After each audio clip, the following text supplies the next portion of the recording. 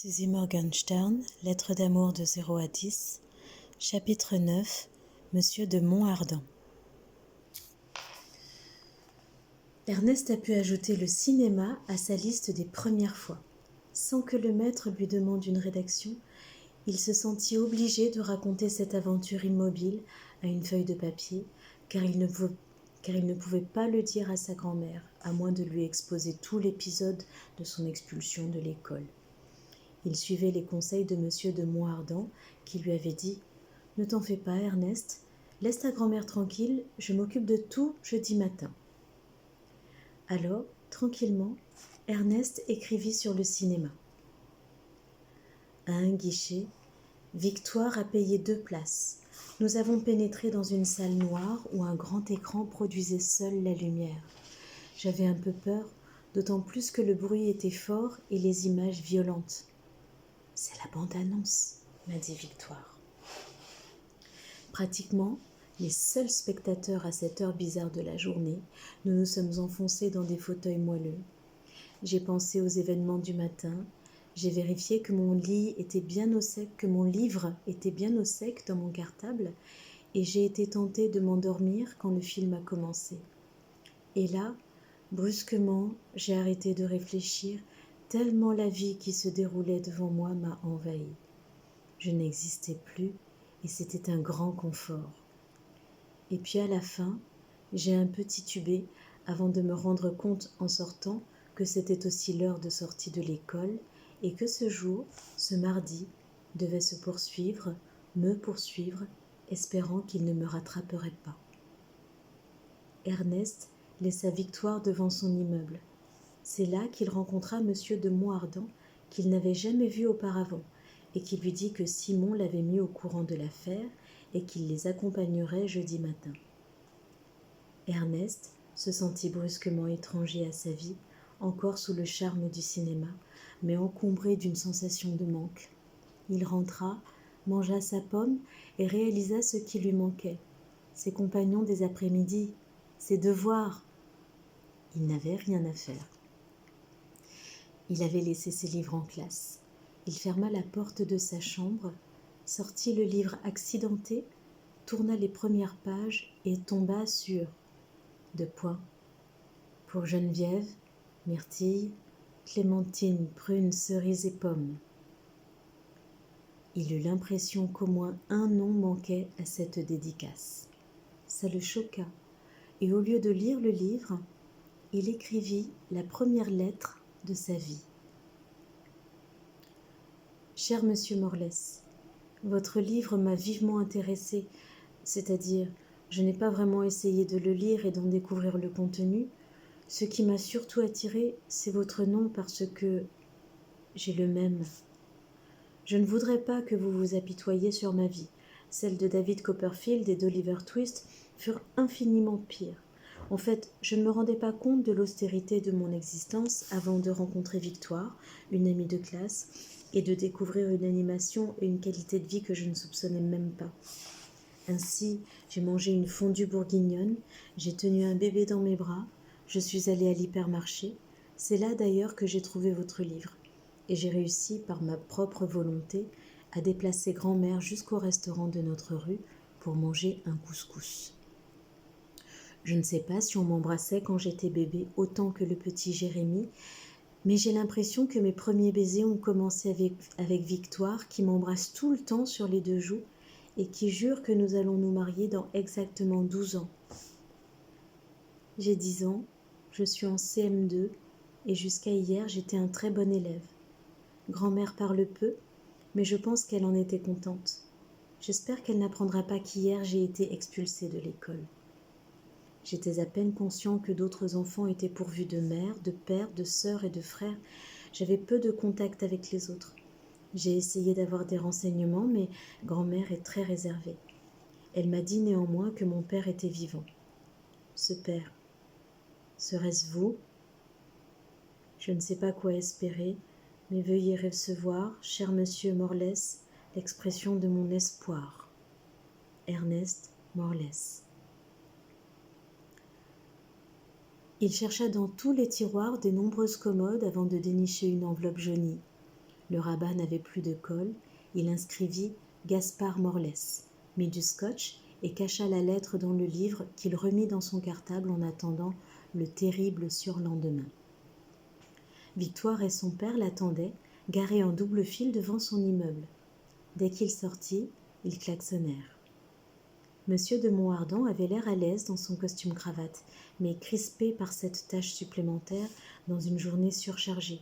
Et il avait l'air fatigué, terriblement fatigué, comme quelqu'un qui n'avait jamais demandé au Père Noël, au bon Dieu ou à la cigogne de lui apporter 14 enfants. Ernest ne savait pas comment on fabriquait les bébés. Ni grand-mère ni Germaine ne lui avaient jamais dit. Ça le gênait de demander à Victoire, car il avait peur qu'elle le sache et qu'elle le lui explique avec tous les détails sanglants. En tout cas, ça ne devait pas être excessivement difficile, puisque les gens les plus simples savaient le faire depuis l'éternité.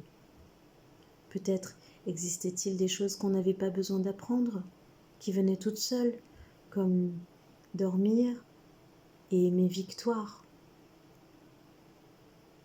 La directrice était comme d'habitude vexée, contrariée, en colère, mais quand elle vit Monsieur de Montardon, elle devint tout sucre-vanille et frangipane. Il était impeccable, habillé comme un Italien, haute couture et bonne coiffure. Grand, mince, pas exactement beau, mais avec un visage bien sculpté. Il avait l'autorité naturelle d'un chef. Déjà, avant de lui adresser la parole, la directrice regrettait d'avoir fait perdre son temps à un tel homme. Elle avait été indomptable au téléphone, lui martelant des « c'est inadmissible », mais face à face, tout ce qu'elle avait à lui dire, c'était « oh, ce n'est rien, monsieur, les imprévus arrivent à tout le monde », et qu'elle s'assurerait personnellement que Victoire et Ernest rattrapent l'après-midi manqué et que ça ne nuise pas à leur carnet scolaire. Le père de Victoire ne pouvait pas placer un mot tellement elle susurrait des excuses et des pardons. Monsieur de Montardon était presque déçu, comme quelqu'un qui s'était préparé au combat et ne reçoit que des balles en coton. Il embrassa les enfants et courut à ses occupations. Victoire et Ernest furent accueillis en héros aussi bien par les enfants que par le maître. Celui-ci leur rendit leurs interros. Parfaites. Jérémie avait porté bonheur. Une des 3 Élodie les invita à son goûter d'anniversaire et Ludovic demanda à Ernest de jouer au foot à la récré. Ernest était devenu moins intouchable, mais il ne savait toujours pas jouer au foot. Et comme on s'habitue à tout, Ernest s'habituait très bien à être sociable. Mais plus il parlait avec des gens à l'extérieur de la maison, plus il avait envie de parler à sa grand-mère à l'intérieur. Sans vouloir l'effrayer, il avait l'intention de lui raconter l'histoire de Jérémie à l'école et de lui montrer le livre. Déterminé, Ernest entra dans son appartement, plus silencieux qu'un cinéma vide. À la cuisine, il vit que la table n'était pas mise, qu'aucune casserole ne chauffait sur le feu, que même ses petits feux de vie s'étaient éteints. Seul le sac de légumes pour la soupe était posé sur le buffet. Il courut dans la chambre de sa grand-mère. Le lit n'était pas fait et son occupante avait disparu. Il pensa à la lettre, comme si elle avait amené la foudre, mais il savait qu'il ne l'avait même pas envoyée. Il tournait en rond. Il chercha l'autre lettre cachée, comme si ces gribouillages pouvaient apporter une solution. Il ne voyait pas quoi faire, sinon aller mobiliser Victoire, sauf que s'il partait et que sa grand-mère revenait, c'est elle qui se ferait du souci. Du souci. Voilà ce qu'Ernest entreprit de se faire.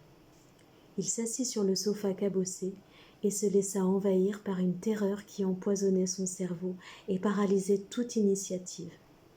Il resta là, sans bouger, sans lire, sans réfléchir, à écouter l'écho dans sa tête qui reprenait sans cesse « Grand-mère est morte, grand-mère est morte ».